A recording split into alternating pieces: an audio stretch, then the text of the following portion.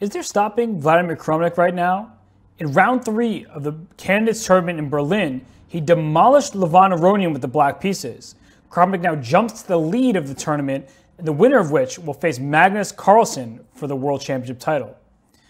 Aronian started with e4, which should not be surprising as it's the most common first move, except for the fact that Aronian typically plays d4 or c4 or knight f3 on the first move. So clearly he was gunning for some sort of preparation that Kramnik wouldn't be expecting. Well, he was met with a big surprise himself. After e5, we see the Berlin defense happen, and Kramnik made this very popular after he defeated Garry Kasparov in the World Championship match in London. And he used the Berlin defense. Kasparov could not crack it, and since then, players with both black and white pieces have been trying to solve this opening. d3. Well, the main line has long gone castle, and after this series of moves here, we see a queen trade occur. Black loses the right to castle, has a compromised pawn structure on the queen side, but has this bishop, and the two bishops advantage with open space is good for black. That said, it's a very back and forth position, can be a lot of topsy-turvy battles, and in fact, Kramnik with the white pieces got close to winning against Sergei Karyakin in round 2 of the candidates tournament. But we see d3 happen. The Ansi Berlin, sort of the main line these days is players are trying to get away from really large amounts of opening theory. Bishop c5, we see this exchange. So again, the pawn structure is compromised, and castles. Note that this move, knight takes e5, would be a tremendous blunder because after queen d4, the queen hits the knight on e5, and more importantly, threatens mate on the f2 square. So black is well ahead in this position. It would be a big blunder from Aronian's perspective. So after d takes e6, castles, and queen e7. I like this move a lot. Now, oftentimes, the players with the black pieces opt for knight d7. And the point is to go f6 to fortify your center and then play maneuvers like knight f8 to e6 and try to prevent white from expanding in the center with d4. It's a bit of a long story, but that plan definitely holds true. By playing queen e7 instead, you'll note that the bishop on c8 can activate itself most likely via the g4 square. So Aronian, understanding that bishop wants to pin the knight on f3 to the queen on d1, plays the move h3. Now, any player with great experience like Aronian should understand that you should be a bit nervous about playing a move like h3 before black has castled. Because since black has not castled, Kramnik was able to uncork what is technically not a novelty as it's been seen in correspondence chess, that's chess played by humans using the assistance of entrants. But first time in a human game, the move rook g8, a stellar idea. The point being to play a very quick g5, g4, and take advantage of the fact the pawn is on h3 by breaking open the g-file. Aronian got a bit scared here. He wasn't expecting this novelty, of course, and so he made the move king to h1. It's important to note that a move like c3, trying to play d4 in the center, is met very well by g5. And the point is that after d4, taking on d4, drop the bishop back to b6, and after bishop g5, which looks like it wins a pawn and pressurizes the knight on f6 because it's pinned to the queen on e7, unfortunately for white, the simple move bishop takes h3 comes into play, and look down the g-file, right? It's just a huge attack is brewing, and after the move e5, trying to take advantage of the fact that, again, this knight is pinned on f6, unfortunately for white, bishop takes g2 comes in full force, and you'll see that this is a big problem. If white captures on f6, hoping to attack the black queen, it can be ignored with the move bishop takes f3, and this series of trades after taking on d1, you can just, not rook to e1, but rook takes d1. You can do a quick material count, and already in the starting position, white is down a pawn, and this pawn is going down, and you're left with an isolated pawn here, an isolated pawn on f2, and the white king is also still in danger. So it's a completely lost position. So king h1 was played, and knight h5, a very good move, opening the queen to the g5 square, giving it protection. c3 was played. Some fans were clamoring for the move knight c3, but it doesn't help too much.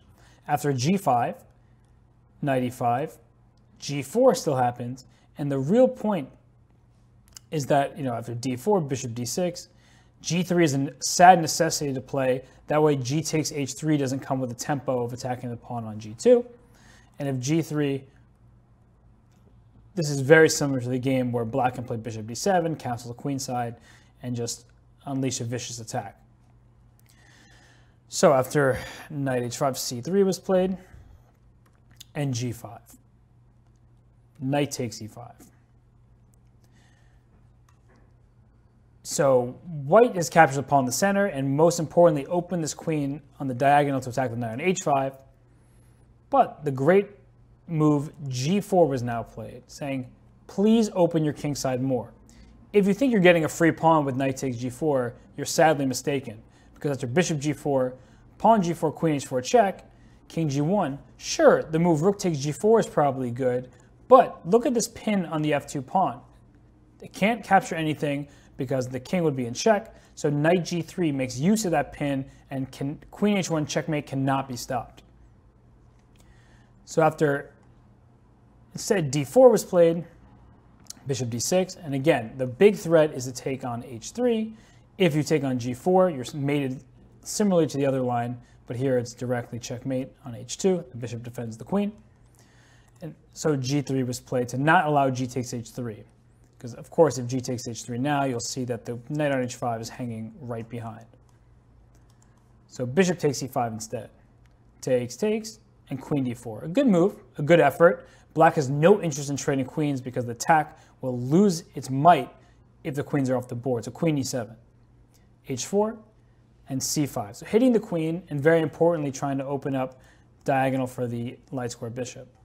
Now, queen c4 was played, a move I don't like. I thought that the move queen d3 made a lot of sense here. The point is after bishop d7, white will try to play c4 and very quickly go for knight c3. So if he castles knight c3, black can play the move rook gd8 and try to attack this pawn, but at least white is kicking here, and the knight on c3 is particularly strong as it can come to d5 or just sit there and protect the e4 square. What white really needs to do is trade off the queens so the king will not be in trouble. Now queen c4 is particularly bad in my opinion because bishop e6 comes to tempo, queen b5 check, c6, and queen a4. So the idea is to prevent black from castling queenside, as then queen takes h7 comes, white gains a pawn, the black king could be in quite a deal of danger, so this becomes very unclear very quickly. Instead, after queen a4, the move f5 just rips open the diagonal, a very good move, and so if you take on f5, you get immediately checkmated because knight takes g3 check, bishop d5, and with the queen threatening g2 checkmate, rook f2 is the only move that doesn't lose the queen, for example, but after queen e1, there's only a forced checkmate for black, so that decides the game quite quickly. So after f5, bishop g5, a sad move to play. If black moves the queen away, then white plays knight d2 and quickly is trying to coordinate his pieces, and particularly the rooks. But after rook takes g5, pawn takes g5, f4, white is completely toast. Like mathematically, the position is already lost, the engines are screaming, and the reason why is if you do indeed take on f4, knight takes f4 comes, and you'll see that queen takes g5, followed by queen h4, and that king is getting checkmated. So after f4, queen d1 was played, but rook d8's a tempo move, queen c1, give me that pawn on g3. You can't even take back on g3 as that just further gets you in trouble. I can win your rook, and already black is up material and is still moving forward with a really, really strong attack. So after fg3, Levon tried to continue with knight a3, but simply rook d3. And here, the very nice finisher, bishop d5.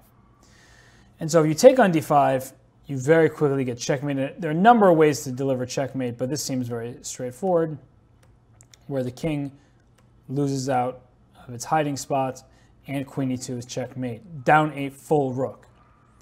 Instead, the move f3 was played, and after g takes f3, it's mate by force, because if white takes on d3, hoping that rook e3 comes, pinning the black queen, right?